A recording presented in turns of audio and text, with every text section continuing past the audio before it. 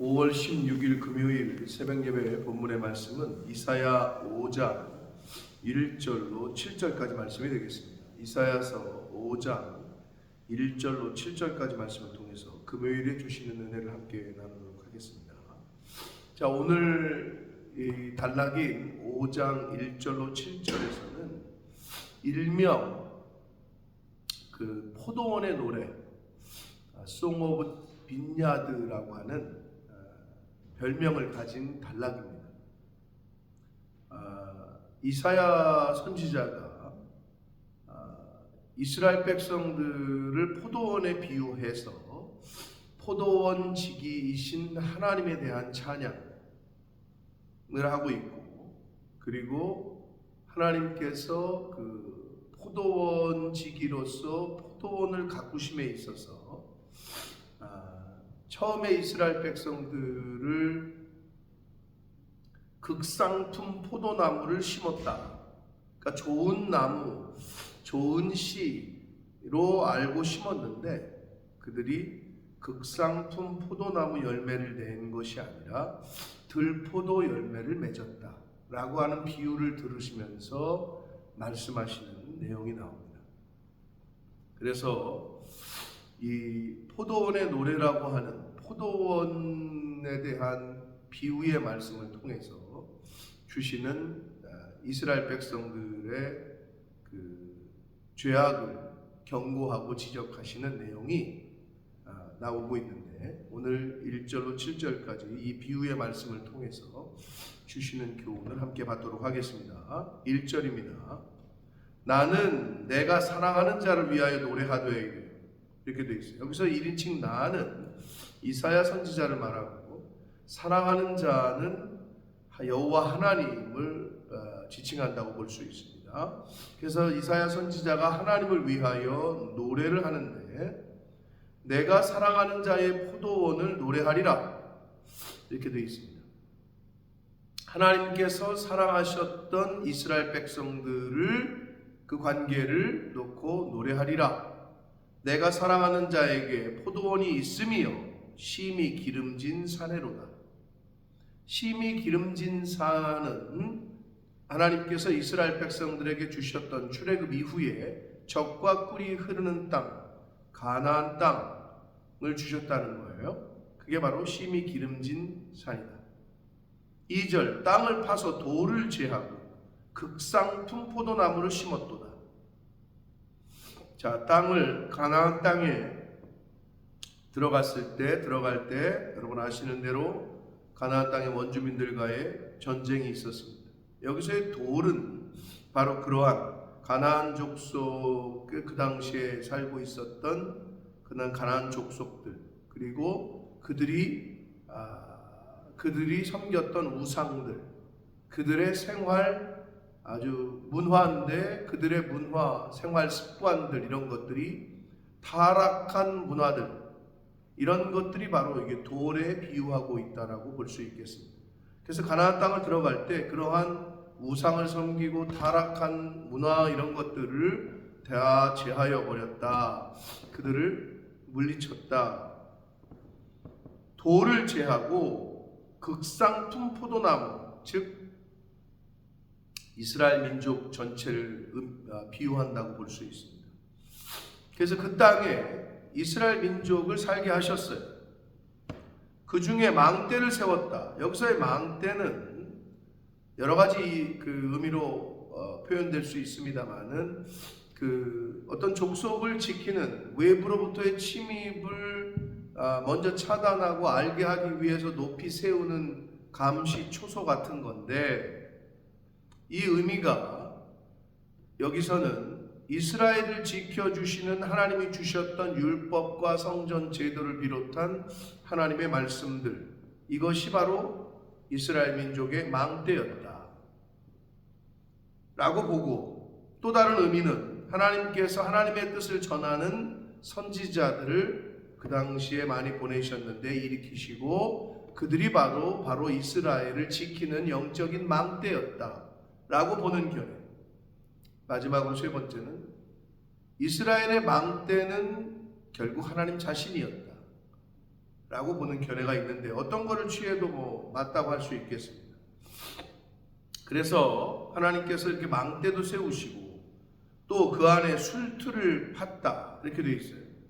그러니까 좋은 열매가 맺혀질 줄 알고 이미 다 준비를 하셨다는 거예요. 술틀을 만들어서 준비했는데 좋은 포도 맺기를 바랐더니 이렇게 되어 있어요. 여기서 많은 포도가 아니에요. 열매의 어떤 열매가 많이 맺는 것보다는 양보다는 질, 퀄리티를 추구하셨어요. 좋은 포도 맺기를 바랬다. 근데 들포도를 맺었다 이렇게 되어 있어요. 여기서의 들포도는 킹 제임스 버전에서는 야생포도라고 번역을 했고 뉴 아메리칸 스탠다드 버전 영어 성경의 뉴 NASB 버전에서는 무가치한 것들, 그리고 뉴 인터내셔널 버전인 NIV 성경에서는 나쁜 열매, 그러니까 나쁜 열매, 무가치한 열매, 야생포도 다 같은 의미예요. 가치가 없는 것들을 열매를 맺었다 이렇게 기록하고 있습니다. 오늘날 교회도 마찬가지예요. 많이 부흥했어? 그러면 그게 인원이 많이 늘었냐는 거잖아요. 어쩔 수 없이 이 세상에서는 그 사람 머릿수가 중요한 것 같긴 한데, 그러나 성경에서는 하나님께서도 많은 열매가 아니라 좋은 열매 맺기를 원했다 이렇게 말씀하셔요. 사랑하는 성도 여러분, 양도 중요합니다. 물론. 그러나 그 중에 많은 양 중에, 많은 사람 중에 알곡으로 대변되고 염소가 아니라 양으로 대변되는 좋은 열매, 많은 열매가 아니라 좋은 열매를 맺는 교회가 되어야 될 줄 믿습니다. 이건 우리 개인도 마찬가지입니다. 복음을 전함에 있어서도 많이 전하는 것도 중요하지만 전해서 잘 가르쳐서 좋은 열매를 맺게끔 하는 것도 더 중요하다라고 볼 수 있습니다. 3절을 봅니다. 예루살렘 주민과 유다 사람들아, 구하노니 이제 나와 내 포도원 사이에서 사리를 판단하라.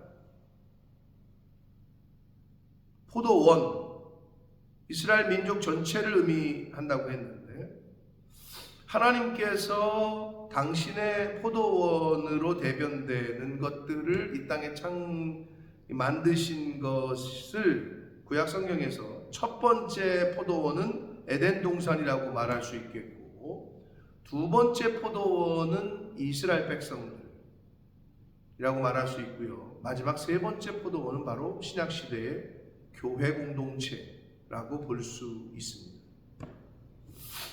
그래서 하나님과 포도원 사이에서 사리를 판단하라.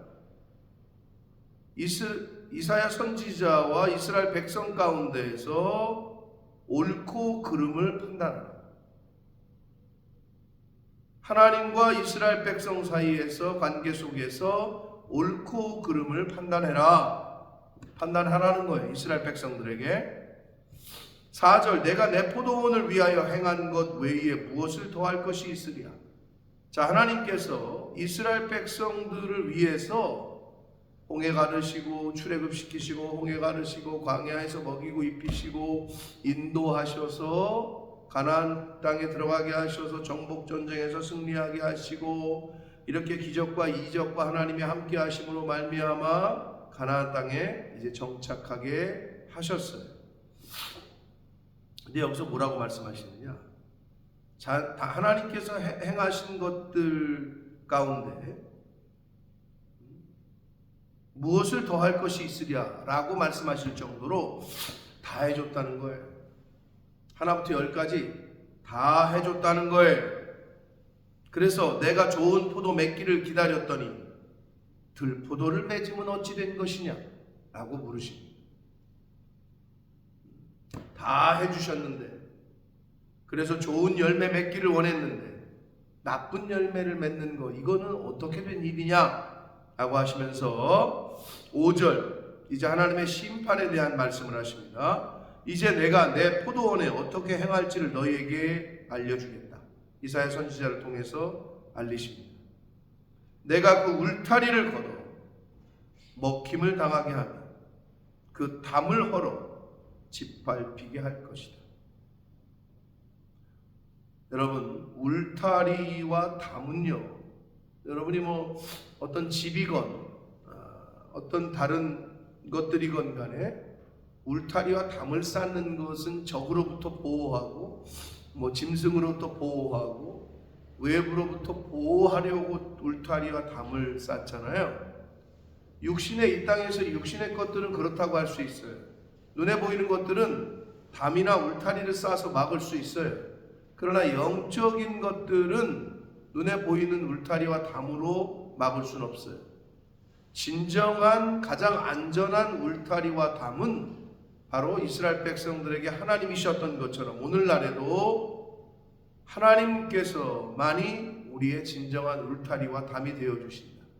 하나님께서만이 우리의 진정한 피난처가 되어주십니다.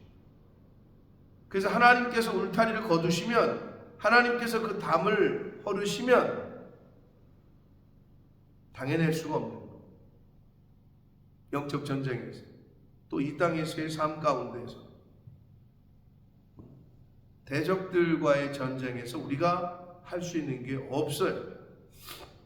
근데 하나님께서 이스라엘을 위해서 치셨던 울타리, 이스라엘을 위해서 만들어 주셨던 그 담을 걷고 헐으셔서 불타고 짓밟히게 할 것이다.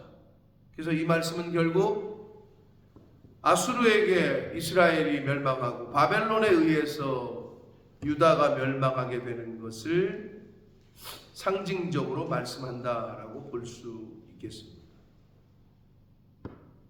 그리고 그 울타리와 담은 또 예루살렘 성전의 그 성전을 보호했던, 그리고 예루살렘 도시를 보호했던 시온의 성벽으로 비견될 수 있고 비유될 수 있고, 그 성벽이 바벨론에 의해서 완전히 무너졌을 때 느헤미야 1장에 보면 느헤미야가 그 소식을 듣고 대성통곡을 했다라는 말씀이 나오는데, 바로 그 울타리와 담은 하나님의 보호와 하나님의 인도와 하나님의 사랑을 의미한다고 볼 수 있습니다.